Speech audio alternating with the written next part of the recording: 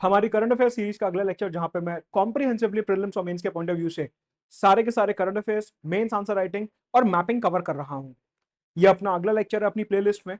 अगर आप पहली बार इस लेक्चर को देख रहे हैं तो इससे पहले भी कई सारे मैंने लेक्चर्स अपलोड करे हैं, उन्हें जरूर देखेंगे। पूरी की पूरी playlist absolutely free of cost मेरे यूट्यूब चैनल पे अवेलेबल है।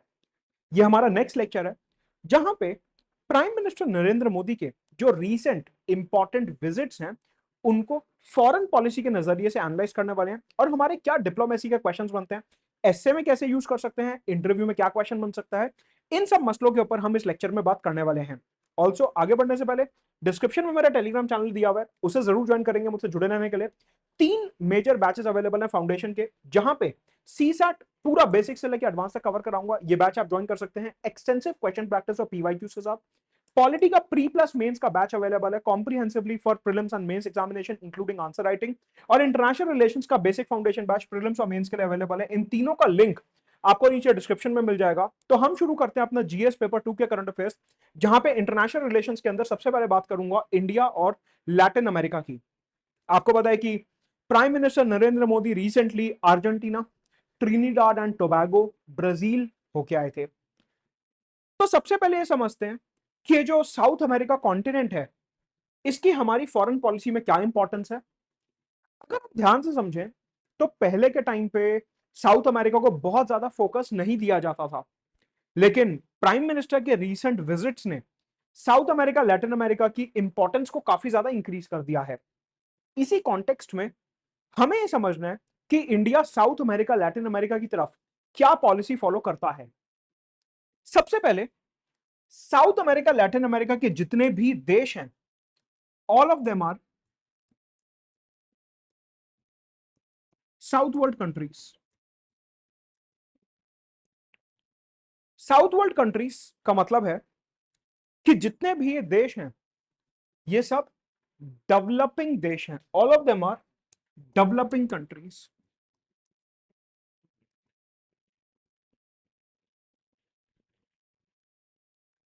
इसका मतलब है कि ये जो टर्म है साउथ वर्ल्ड कंट्रीज, ये ज्योग्राफी के पॉइंट ऑफ व्यू से नहीं है कि ये दक्षिण की तरफ है तो इन्हें हम साउथ वर्ल्ड कंट्रीज बोल देंगे। नो, यहां पे डिप्लोमेसी में साउथ वर्ल्ड कंट्रीज का मतलब होता है ऐसे देश जो कि डेवलपिंग है और जिनका पर कैपिटा जीडीपी बहुत ज्यादा नहीं है।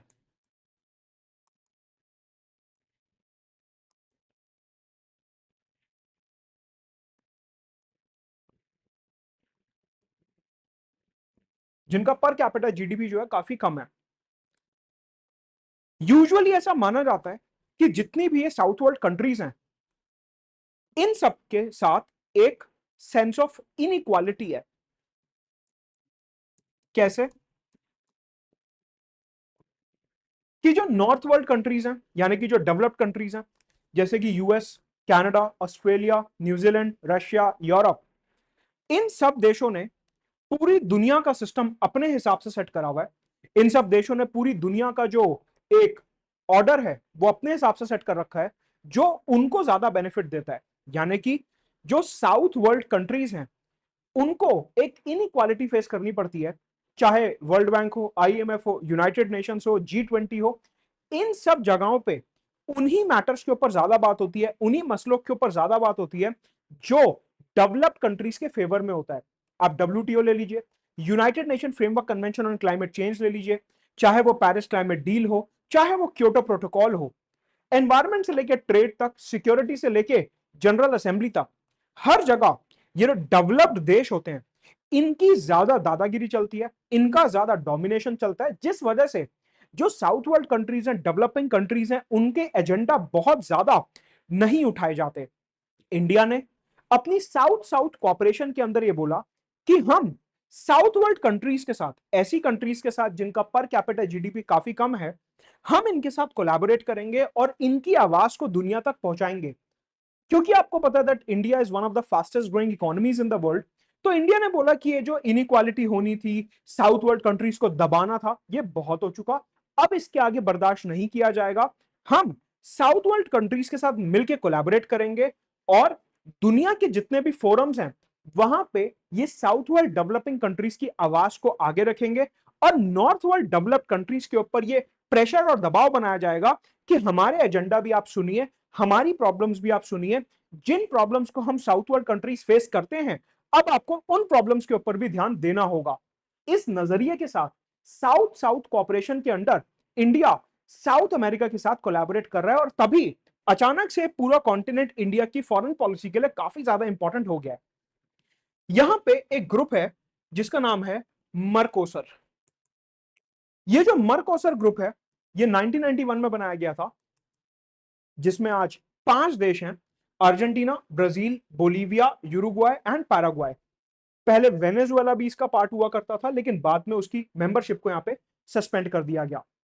अगर प्रीलिम्स और इंटरनेशनल ऑर्गेनाइजेशंस के पॉइंट ऑफ व्यू से बात करें, तो ये जो मर्कोसर ग्रुप है, इसमें स्पेनिश और पोर्टुगल लैंग्वेजेस में सारा काम होता है, और इनका मेजर ऑब्जेक्टिव है कि हमें साउथ अमेरिका में एक रीजनल इंटीग्रेशन करना है और ट्रेड और इन्वेस्टमेंट को प्रमोट करना है। यानी कि ब्राजील, अर्जेंटीना, बोलीविया, पैराग्वाय और यूरुग्वाय, इन 5 देशों ने मिलकर अपना एक इंटीग्रेटेड मार्केट बनाया, अपना एक इंटीग्रेटेड सिस्टम बनाया, जिसको कहते हैं मर्कोसर। इंडिया इस मर्कोसर के साथ already preferential trade agreement sign कर चुका है। यानी कि India Brazil, Argentina, Bolivia, Paraguay और यूरुग्वाय के साथ अपने ट्रेड को इंक्रीज करना चाहता है। प्रेफरेंशियल ट्रेड एग्रीमेंट का मतलब होता है एक ऐसा ट्रेड एग्रीमेंट जिसमें दोनों ही साइड एक दूसरे को सामान एक्सपोर्ट इंपोर्ट करेंगे, और उसमें जो ड्यूटीज हैं उनको कम किया जाएगा। कि मतलब अगर इंडिया ने मर्कोसर के साथ प्रेफरेंशियल ट्रेड एग्रीमेंट साइन करा है, तो जब भी हम ब्राजील, अर्जेंटीना, पैराग्वाय, यूरुग्वाय और बोलीविया को सामान एक्सपोर्ट इंपोर्ट करेंगे, तो जब हम सामान भेज रहे हैं तो वो लोग बहुत ज्यादा इंपोर्ट ड्यूटी नहीं लगाएंगे, और जब हम वहां से सामान मंगवा रहे हैं तो हम उनके सामान के ऊपर बहुत ज्यादा ड्यूटी नहीं लगाएंगे। इसे कहते हैं preferential trade agreement. Preferential trade agreement का मतलब होता है कि इंपोर्ट ड्यूटी, एक्सपोर्ट ड्यूटी को कम किया जाए और एक दूसरे के मार्केट्स में अपने सामान को भेजा जाए। तो इंडिया ने मर्कोसर के साथ प्रेफरेंशियल ट्रेड एग्रीमेंट साइन किया था।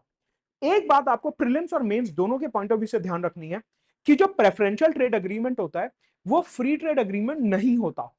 फ्री ट्रेड एग्रीमेंट का मतलब होता है कि हम इंपोर्ट और एक्सपोर्ट के ऊपर कोई भी ड्यूटी नहीं लगाएंगे। We will not impose any duty on imports and exports. Preferential trade agreement जो होता है वो फ्री ट्रेड एग्रीमेंट का छोटा भाई होता है। प्रेफरेंशियल ट्रेड एग्रीमेंट में हम ये बोलते हैं कि हम टैरिफ तो लगाएंगे, ड्यूटी तो लगाएंगे, लेकिन थोड़ी सी कम करके लगाएंगे। इंडिया का ऑब्जेक्टिव ये था कि एक बार मर्कोसर के साथ हमारा प्रेफरेंशियल ट्रेड एग्रीमेंट सेटिस्फाई हो जाए, अच्छे से सक्सेसफुल हो जाए, उसके बाद हम उसे इंक्रीज करके फ्री ट्रेड एग्रीमेंट में कन्वर्ट कर देंगे।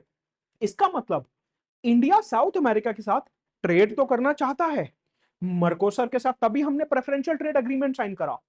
हाउएवर, इस ट्रेड एग्रीमेंट के ऊपर बहुत ज्यादा प्रोग्रेस नहीं हुई।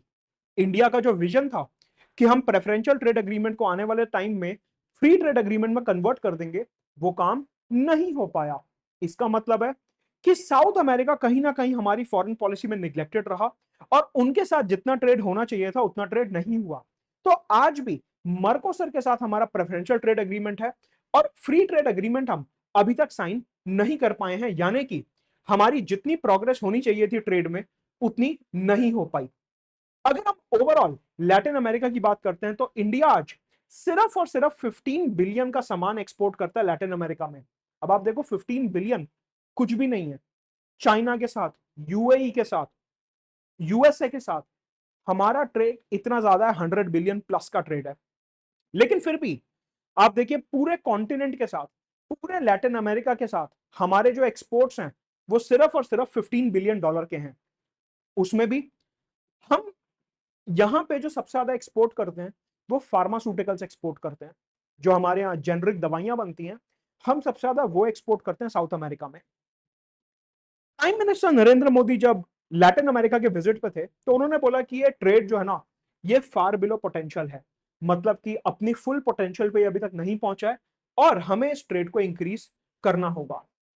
सवाल उठता है कि साउथ अमेरिका हमें क्या दे सकता है? साउथ अमेरिका के पास ऐसा क्या है ट्रेड में जो वो हमें ऑफर कर सकता है?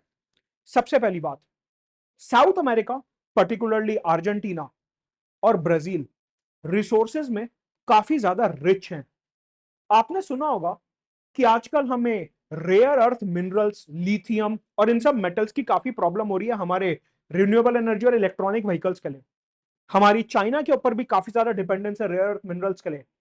साउथ अमेरिका एक ऐसा कॉन्टिनेंट है जो हमारी रेयर अर्थ मिनरल्स और लिथियम की प्रॉब्लम को सॉल्व कर सकता है, क्योंकि इन कॉन्टिनेंट्स में काफी ज्यादा रिजर्व्स हमारे को देखने को मिलते हैं। यहाँ पे ऑयल के भी बहुत रिजर्व्स हैं, गैस के भी रिजर्व्स हैं, copper, lithium, rare earth elements, इन सब के काफी ज्यादा यहाँ पे रिजर्व्स हैं। अब ये जितनी भी आइटम्स मैंने यहाँ पे लिखी हैं, प्रीलिम्स में तो क्वेश्चन बन ही सकता है। अगर इंडिया लैटिन अमेरिका के ऊपर मुख्य परीक्षा जीएस पेपर 2 में क्वेश्चन आता है, तो you can mention all these things in the trade column. जब आप बॉडी में बुलेट पॉइंट्स बनाओगे कि किन किन एरियाज में हम लैटिन अमेरिका के साथ कोलैबोरेट कर रहे हैं, और जब आप उन बुलेट पॉइंट्स में ट्रेड की बात करोगे, तो आप ये सारे पॉइंट्स लिख सकते हो कि लैटिन अमेरिका से हमारे को इन सारी आइटम्स का इंपोर्ट करना है। ऑल्सो क्योंकि अमेरिका और अर्जेंटीना और ब्राजील एग्रीकल्चर में काफी ज्यादा एडवांस हैं, तो वहां से हमें सनफ्लावर ऑयल, ग्राउंडनट ऑयल, इस टाइप के अलग अलग एग्रीकल्चर प्रोडक्ट्स भी हम वहां से इंपोर्ट करते हैं। तो साउथ साउथ कॉपरेशन के स्पिरिट में, रिसोर्सेस के चलते, हमें साउथ अमेरिका लैटिन अमेरिका के साथ अपने ट्रेड को इंक्रीज करना होगा, ऐसा प्राइम मिनिस्टर नरेंद्र मोदी ने बोला। तो अब आप समझिए कि हम इंडिविजुअल कंट्रीज के साथ तो अपना रिलेशन एस्टैब्लिश करना चाहते ही हैं, कि अगर प्राइम मिनिस्टर अर्जेंटीना गए, प्राइम मिनिस्टर ब्राजील गए, तो हम इंडिविजुअल कंट्रीज के साथ अपना रिलेशन एस्टैब्लिश करना चाहते हैं, उसमें कोई शक नहीं है, उसमें कोई डाउट नहीं है।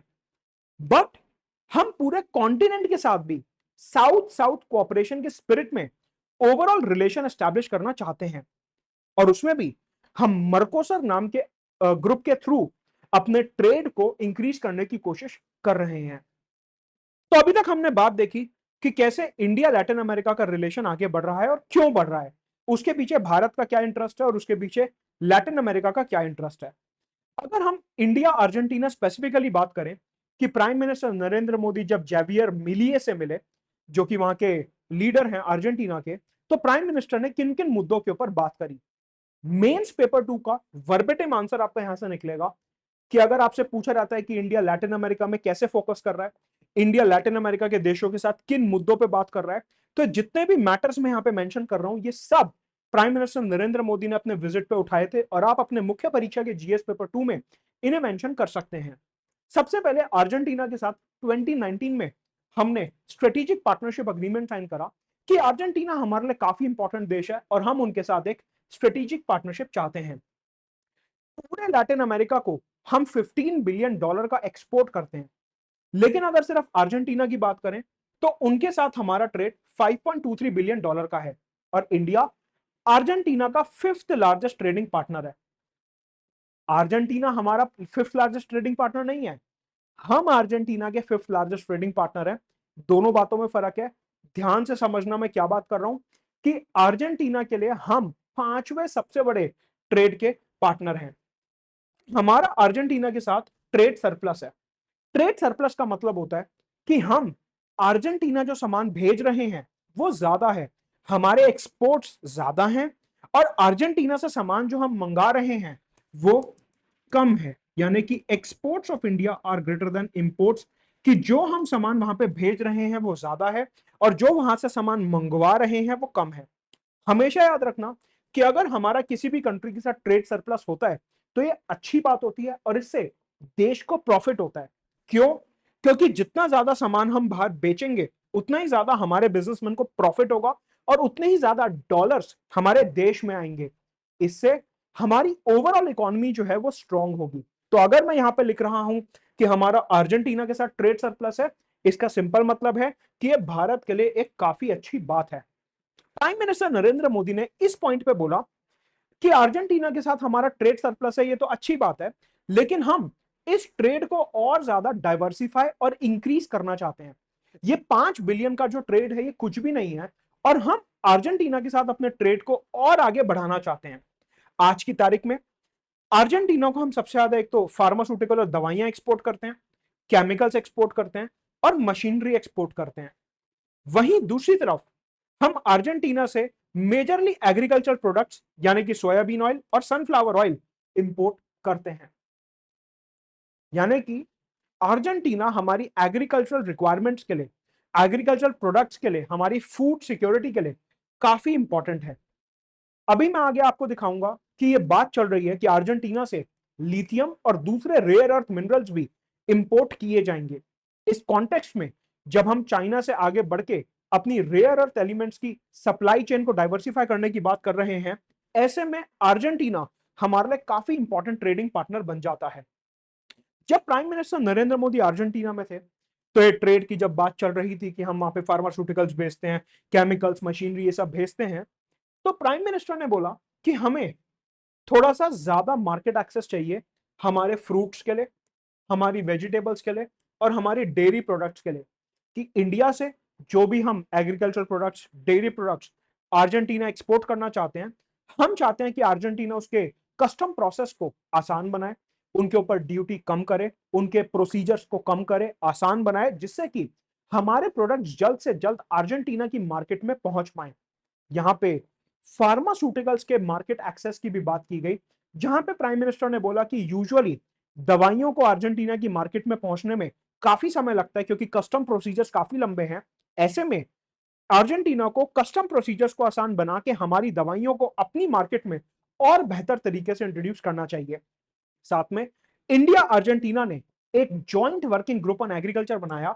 इस ग्रुप का काम है कि कैसे अर्जेंटीना से इंडिया आने वाले agriculture products, particularly oil seeds, उनको कैसे बढ़ाया जा सकता है, और इंडिया जो अपने फ्रूट्स, वेजिटेबल्स और डेयरी प्रोडक्ट्स को अर्जेंटीना भेजना चाहता है, उन चीजों को कैसे इंक्रीज कर सकते हैं।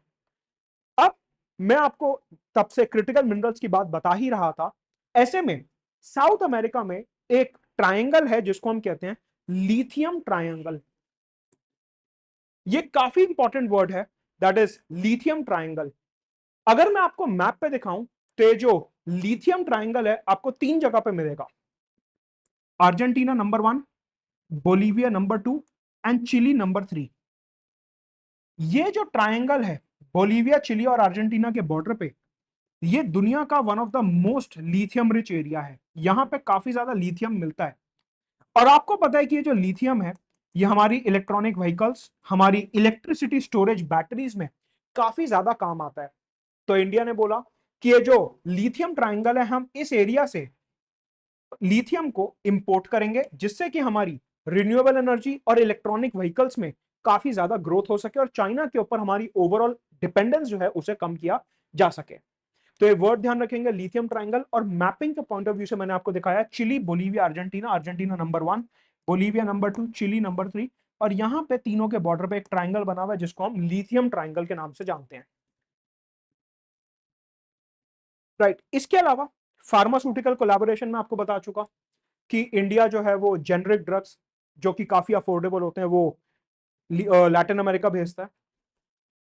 अगर आपको याद हो, जब मैं पिछले लेक्चर में आपको इंडिया अफ्रीका पढ़ा रहा था, वहां पे भी प्राइम मिनिस्टर नरेंद्र मोदी ने, जब वो नामीबिया और घाना के विजिट पे थे, उन्होंने जेनरिक ड्रग्स की बात करी थी और उन्होंने कहा कि हम नामीबिया और घाना में अपने जेनरिक ड्रग्स एक्सपोर्ट करके वहां पे अफोर्डेबल हेल्थ केयर स्प्रेड करना चाहते हैं। तो अब आप समझिए, इंडिया अफ्रीका में भी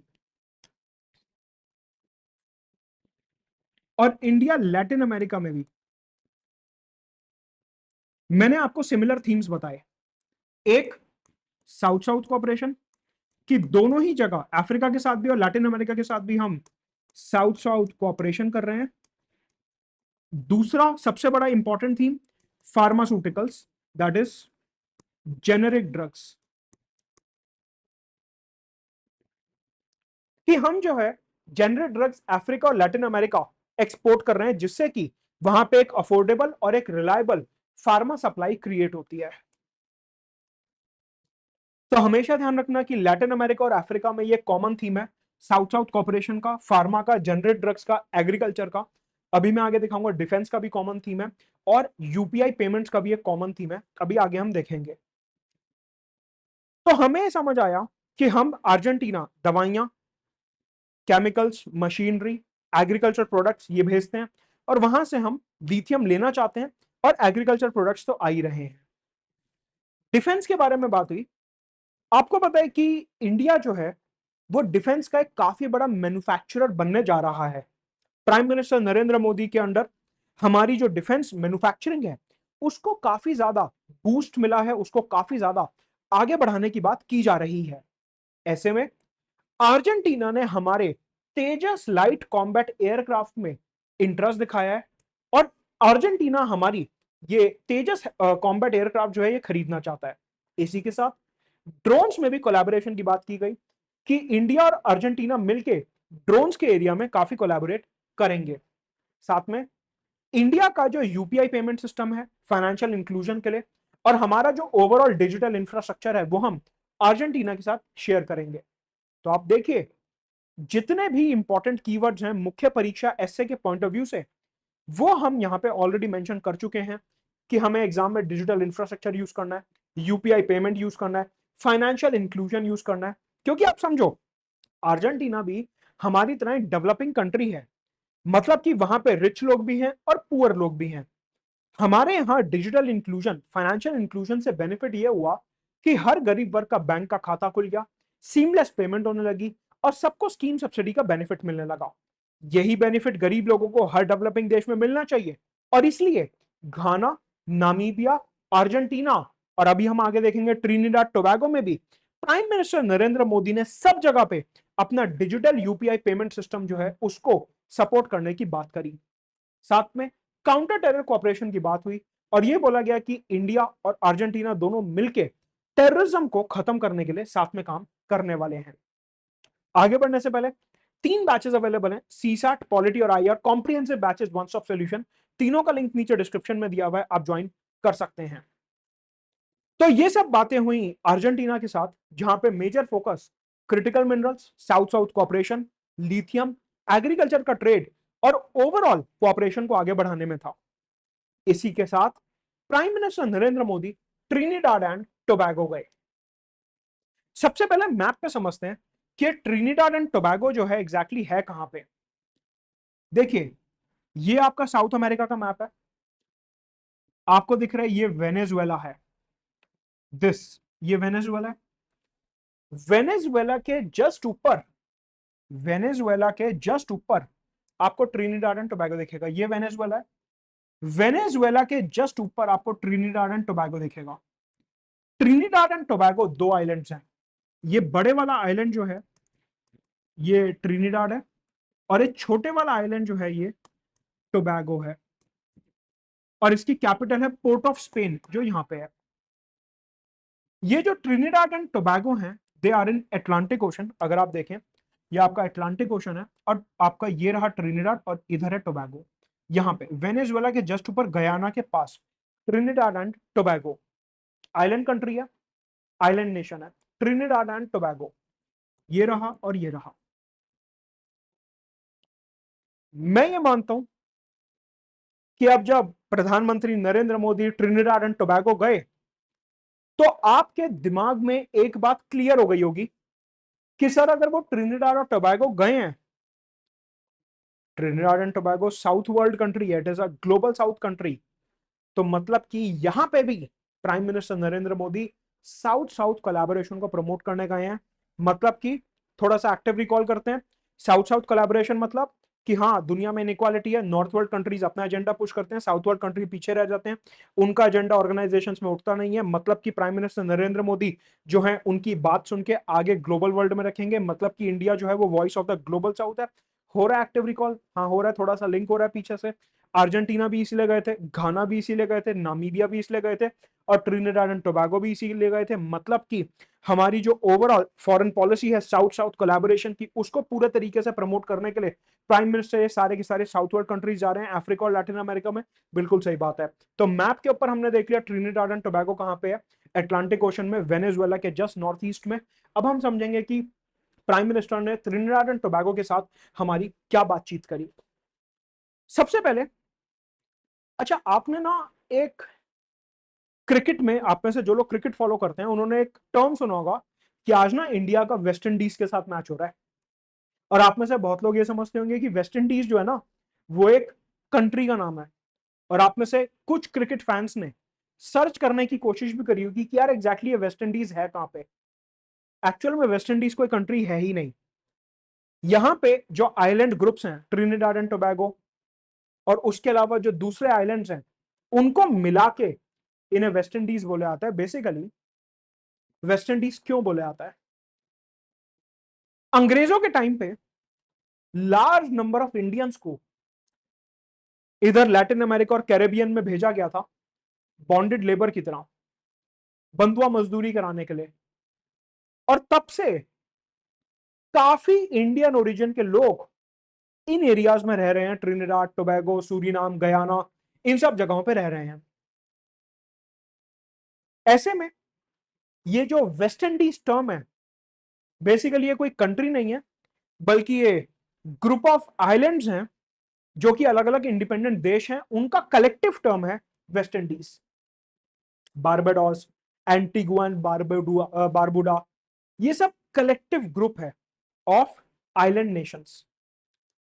ऑल्सो एक बात हमेशा ध्यान रखना कि प्राइम मिनिस्टर नरेंद्र मोदी जब भी किसी आइलैंड कंट्री में जाते हैं अपने विजिट के लिए, जैसे ट्रिनिडाड एंड टोबैगो गए अपने विजिट के लिए, whenever he goes for any visit to an island country, उधर अपने आप क्लाइमेट चेंज एक बहुत इंपॉर्टेंट जो है थीम हो जाती है। आप कहोगे क्यों? आज की तारीख में जितने भी आइलैंड कंट्रीज हैं, चाहे वो श्रीलंका हो, मालदीव्स हो, मॉरिशस हो, सीशल्स हो, कोमोरोस आइलैंड हो, French Polynesia, Vanuatu, Tuvalu, Nauru, चाहे वो Trinidad Tobago, Antigua Barbuda, Barbados, Havana, etcetera, जितने भी दुनिया के आइलैंड देश हैं उनको आज एग्जिस्टेंशियल थ्रेट फेस हो रहा है।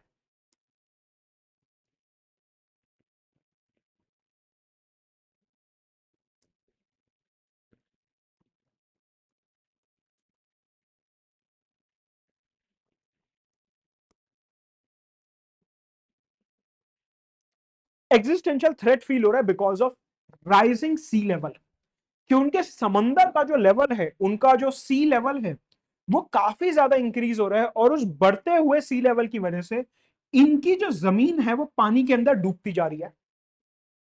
प्राइम मिनिस्टर नरेंद्र मोदी जब भी किसी आइलैंड देश के नेता से मिलते हैं तो वो हमेशा ये बात करते हैं कि हम सबको मिलके क्लाइमेट चेंज को रोकना चाहिए, ग्लोबल वार्मिंग को रोकना चाहिए, कार्बन फुटप्रिंट को रोकना चाहिए, जिससे समंदर का लेवल बहुत ज्यादा इंक्रीज ना हो और आपकी एग्जिस्टेंस बनी रहे।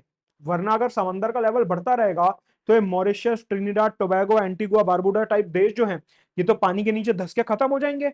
हम चाहते हैं कि वो भी सरवाइव करें, हम चाहते हैं कि वो भी अच्छे से रहें। इसलिए जब भी आप देखो कि प्राइम मिनिस्टर किसी आइलैंड देश जा रहे हैं, हमेशा समझ जाना कि क्लाइमेट चेंज की बात तो वहां पे पक्का होने वाली है। तो आप एकदम बेसिक से समझते हैं कि जब prime minister Trinidad and Tobago गए तो वहां पे किन किन मुद्दों के ऊपर बात हुई। सबसे पहले प्राइम मिनिस्टर ने बोला कि जो त्रिनिडाड एंड टोबैगो है यहां पे इंडियन ओरिजिन के काफी लोग रहते हैं। 1845 में पहली बार इंडियंस को ट्रिनिडाड एंड टोबैगो लाया गया था और तब से ट्रिनिडाड एंड टोबैगो में Indian culture, Indian practices available हैं।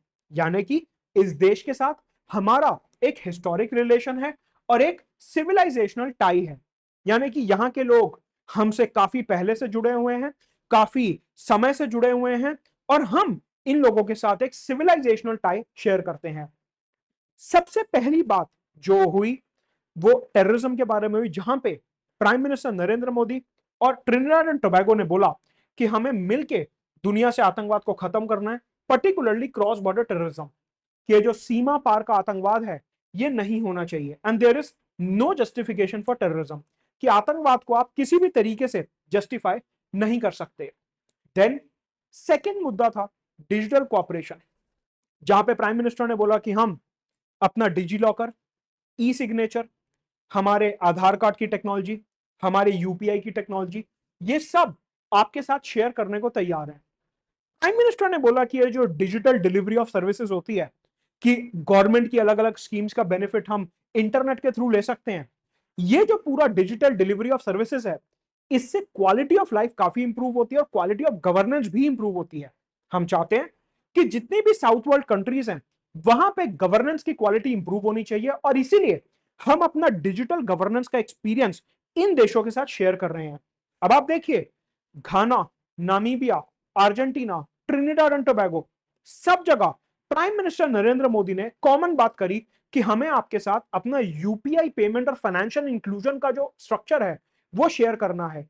इट मींस कि जो भी देश हमसे पीछे हैं हम उनको अपने साथ आगे लाना चाहते हैं, और इंडिया इंक्लूसिव डेवलपमेंट में बिलीव करता है। मेंस एग्जामिनेशन, एसए एग्जामिनेशन और इंटरव्यू में जब भी आपसे इंडिया की फॉरेन पॉलिसी के बारे में पूछा जाए तो आप हमेशा एक बात बोलेंगे कि हम एक इंक्लूसिव फॉरेन पॉलिसी फॉलो करते हैं, और उसका रीजन है कि हम सबके साथ अपना डेवलपमेंट का एक्सपीरियंस शेयर करते हैं और उसे छुपा के नहीं रखते।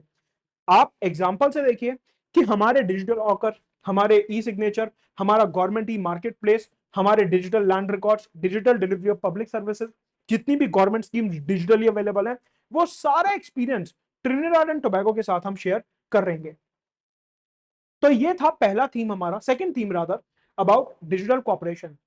थर्ड थीम था हमारा एजुकेशन, जहां पे प्राइम मिनिस्टर नरेंद्र मोदी ने 2000 लैपटॉप्स ट्रिनिडाड एंड टोबैगो के स्टूडेंट्स को गिफ्ट करे, और उन्होंने कहा कि यहाँ के स्टूडेंट्स को हम इंडिया की यूनिवर्सिटीज में हायर एजुकेशन के लिए इनवाइट भी करते हैं कि अगर ट्रिनिडाड एंड टोबैगो का कोई स्टूडेंट हमारे यहाँ IIT, IIM, AIIMS, NITs etcetera में पढ़ना चाहता है तो वो इंडिया आके अप्लाई कर सकता है।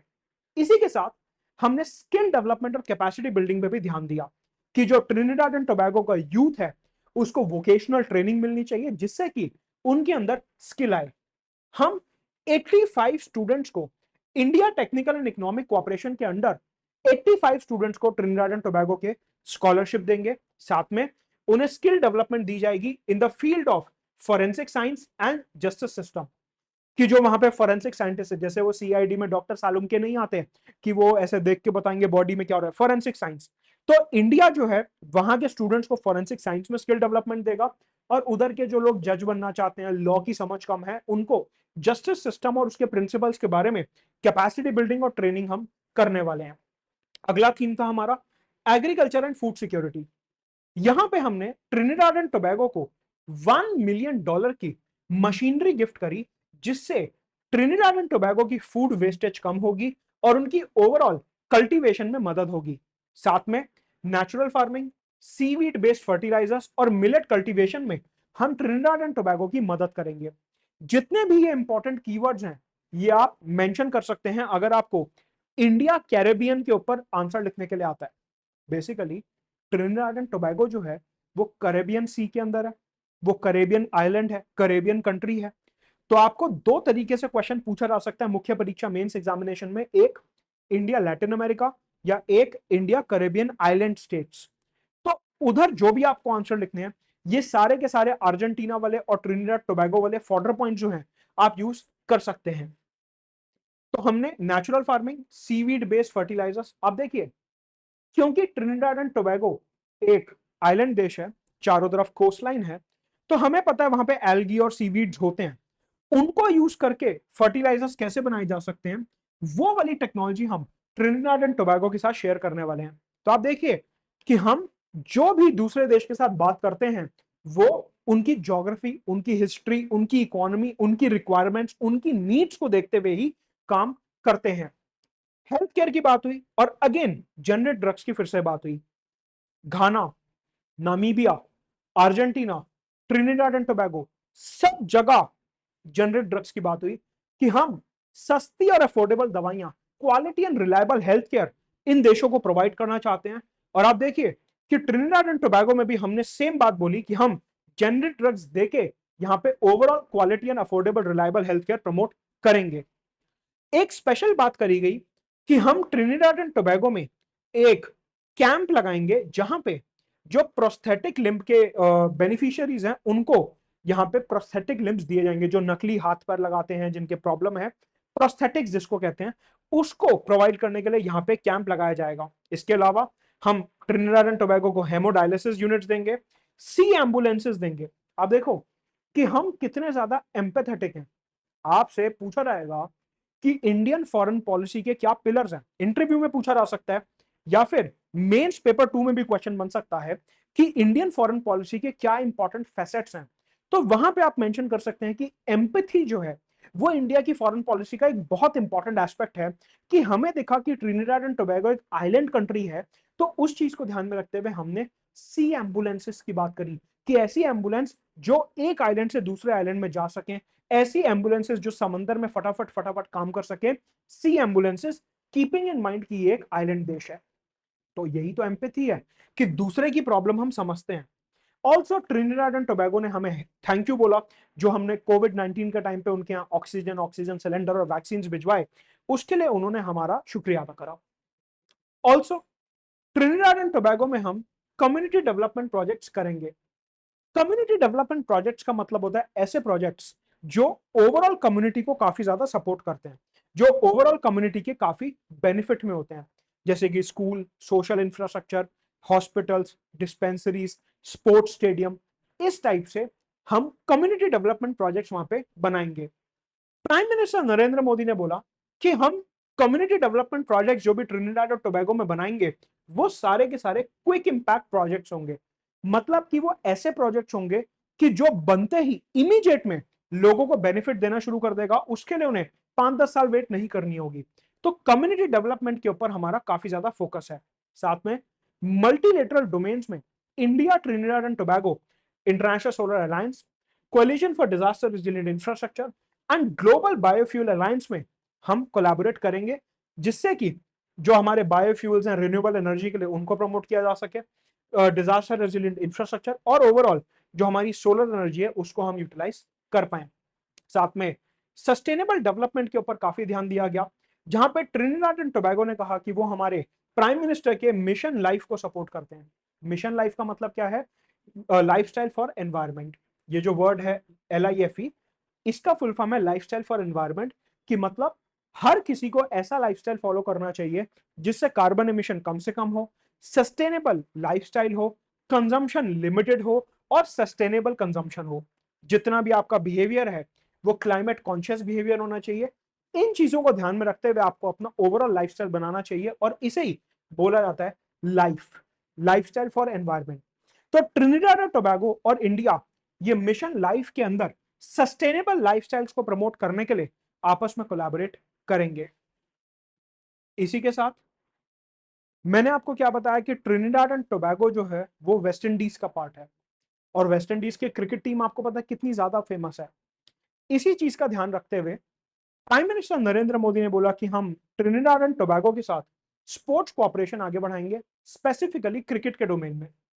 यहाँ पे विमेन क्रिकेट के ऊपर स्पेशल फोकस दिया जाएगा कि इंडिया की विमेन क्रिकेट टीम आप देखो कितनी तरक्की कर रही है। तो हमने उनसे कहा कि जो हमारी विमेन क्रिकेट का एक्सपीरियंस है वो हम ट्रिनिडाड और टोबैगो की विमेन के साथ शेयर करेंगे, जिससे वहां पे फीमेल क्रिकेट भी प्रमोट हो सके।